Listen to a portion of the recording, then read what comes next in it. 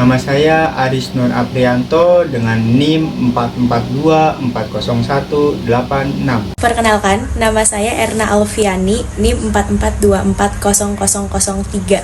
Perkenalkan, nama saya Putri Azhara, NIM saya 44241104. Halo, perkenalkan nama saya Petrus Marcelino Tupan dengan NIM 44240025. Perkenalkan, nama aku Siti Munawartunisa dengan NIM 442400182. Perkenalkan, nama saya Marlina Halawa dengan NIM 44240204. Assalamualaikum warahmatullahi wabarakatuh.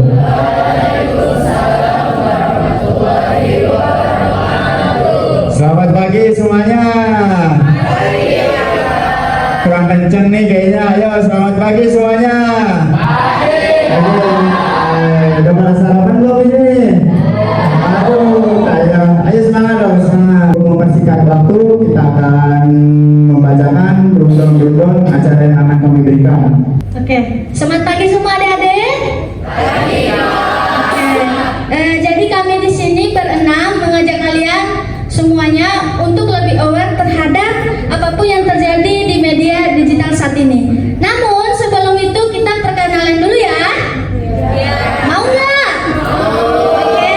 Yang pertama dari saya, perkenalkan nama saya Marlina Halawa. Nama saya Aris Nur Aprianto dan ini adalah teman saya. Perkenalkan, nama saya Putri Azhara. Nama aku Erna Alfiani, kalian bisa panggilnya Alfi aja. Nama aku Siti Munawartunisa, kalian bisa manggil aku Kak Ica. Nama saya Petrus Marcelino. Selanjutnya kita akan masuk ke sesi pemaparan materi yang disampaikan oleh Kakak Alfi dan Kakak Ica. Halo adik-adik, ingat nggak nama aku tadi siapa? Siapa? Kalian tuh nice banget sih, semangat dong. PPT kita tuh ada hoax dan literasi media digital. Nah sebentar, kalian bisa lihat dan simak video ini. Jadi literasi media digital itu ada di dalam video ini, kalian bisa simak ya.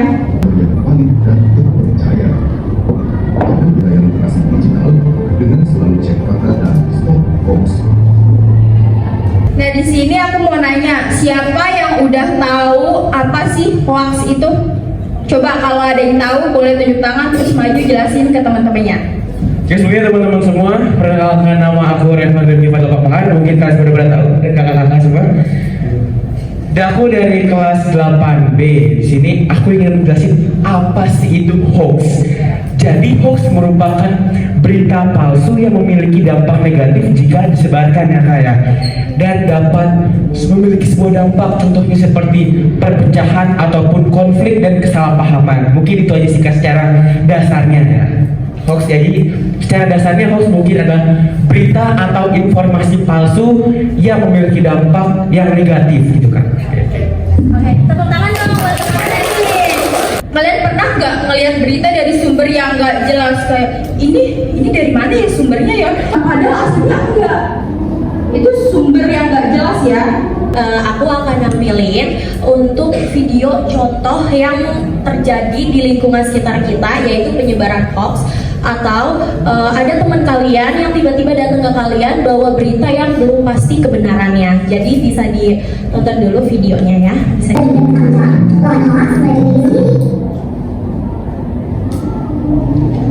Oke, barusan kita sudah melihat contoh dari video seseorang yang membawa berita ke dalam lingkungannya, ke dalam tongkrongannya, tapi untuk teman-temannya untungnya aja sadar. Untuk apa? Untuk memvalidasi berita tersebut benar atau tidaknya. Dan dicontohkan tidak buru-buru untuk mempercayai sesuatu yang kita lihat di media sosial atau yang kita dengar dari orang-orang lain. Dan contoh keduanya, teman kalian masuk ruang BK misalnya gitu. Kan BK itu biasanya terkenal anak yang suka bikin ulah, suka bikin kasus, biasanya seperti itu ya.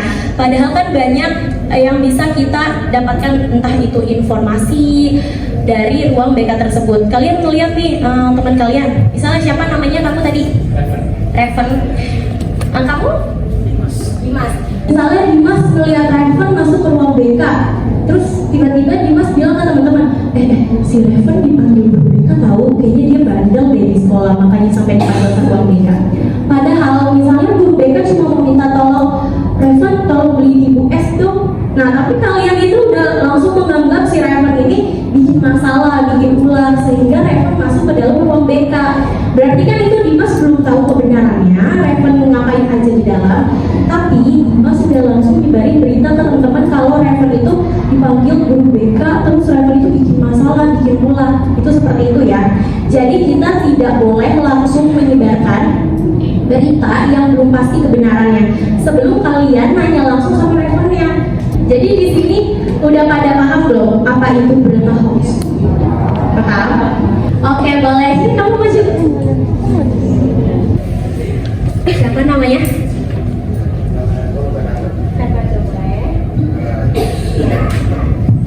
Perkenalkan semuanya, aku dari kelas 8A, nama aku Fernando. Aku akan menjelaskan ulang pengertian dari berita hoax. Berita hoax adalah berita palsu atau informasi palsu yang memiliki dampak negatif seperti memecah belah dan lainnya. Mungkin itu saja dari aku. Aku ini izin nanya nih.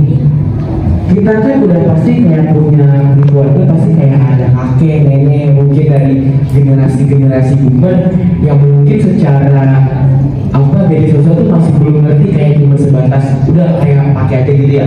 Terus bagaimana sih Kak kalau misalnya dia termakan oleh berita hoax atau mungkin AI yang seperti Kak Fidani tadi? Foto AI editan muka sendiri itu nggak apa-apa banget. Misalnya Reven edit mukanya, tolong dong bikinin aku jadi putih, bikinin aku tambah tinggi gitu. Itu nggak apa-apa banget kalau untuk mengedit diri sendiri. Tapi kalau misalnya minta editin yang kurang pantas seperti tadi yang aku contohin, misalnya kamu sama si artis, tolong dong editin biar artis ini meluk aku, itu kan kurang pantas ya, apalagi disebarkan di media sosial dan dilihat oleh banyak orang. Revennya itu bener nggak tadi siapa si Reven ke ruang BK ini apa namanya buat masalah. Nah kalau misalkan ternyata si Reven bilang ke si Dimasnya ini ternyata cuma minta tolong ambilin buku atau apa gitu, jadi si Dimas harus klarifikasi ke semua teman-teman yang udah disebarin sama Dimas. Dalam video tersebut, jadi untuk kebenarannya aku belum tahu perasaan ini bisa seperti itu. Kalau dari tahu sosok pada ada foto-foto masuk berita yang belum jelas, apalagi berita tersebut membuat ketakutan ataupun mengomentari. Aku jadi paham kita harus lebih bijak dalam menggunakan media sosial, terlebih lagi pada penggunaan WA yang banyak terpercaya berita-berita Nge-prank orang tua. Nah, itu kan AI memunculkan foto muka yang kita nggak kenal. Dan kalian sadar nggak sih, kalian misalnya minta editin, tolong dong AI editin muka aku seperti ini. Nah itu foto kalian ke-save sama si AI tersebut. Karena yang aku ketahui, jika kita ingin mengedit foto, kita harus masukin email kita. Kalau kita belum login, itu kita nggak bisa menggunakannya.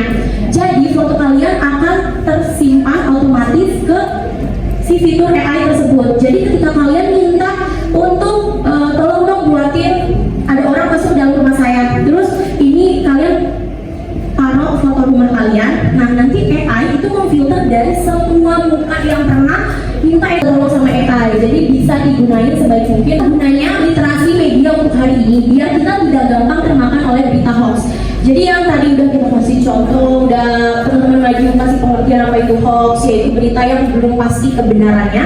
Kita bisa membentengi diri kita sendiri. Balik lagi tadi udah yang aku informasikan, udah aku kasih tahu caranya bagaimana untuk membedakan. Jadi kalian harus searching dulu kebenarannya dan jangan langsung gampang percaya sama video video atau foto yang tersebar di media sosial. Gimana sih cara bedain AI sama nyata? Jawab pertanyaan dari Haikal ya. Mungkin cara ngebedainnya itu dari segi ini beneran gak sih? Kalau misalkan ini asli, masih iya sih ini beneran. Semua perkenalkan, nama saya Syifa. Kak, aku mau nanya deh, saat kita melihat teman kita membuat foto AI, misalnya tuh foto barang itu yang sampai dipeluk-peluk, nah kita udah ngingetin dia untuk nyuruh dia hapus, tapi respon dia tuh malah marah-marah dan gak terima karena kita ingetin. Itu gimana ya Kak? AI dengan kayak artis Korea gitu Kak, artis Korea gitu kan, terus kita udah bilangin tapi orangnya nggak mau. Itu kita bisa, cara kita untuk menyadarkan dia sebenarnya nggak bisa sih sebenarnya, kayak karena itu balik ke diri sendiri aja. Kalau misalnya teman udah ngingetin tapi dia juga masih belum mau, dia memberikan data-data kita, apakah benar AI itu bisa menyimpan data-data kita. Untuk pertanyaan kedua, Balik lagi, kamu cari sumbernya dulu, benar apa enggak. Dan kalau kamu mau pastiin lebih lanjut, itu kamu bisa kan sekarang banyak ya apa namanya akun-akun Instagram yang udah tervalid gitu. Contoh Jakarta Info, kayak banjir. Yang penting yang kita dapetin itu ilmu yang baik-baik, jangan ilmu yang buruk yang diikutin. Seperti itu ya. Mungkin kita bisa tutup acara di pagi hari ini. Nah teman-teman, barusan kita sudah mengetahui bagaimana caranya membedakan berita asli dan berita palsu. Kalian bisa menerapkan itu ke dalam kehidupan sehari-hari agar kalian tidak termakan hoax. Di sini izin pamit. Kalau misalkan kami ada salah kata atau kekurangan, mohon maaf. Wassalamualaikum warahmatullahi wabarakatuh. Waalaikumsalam.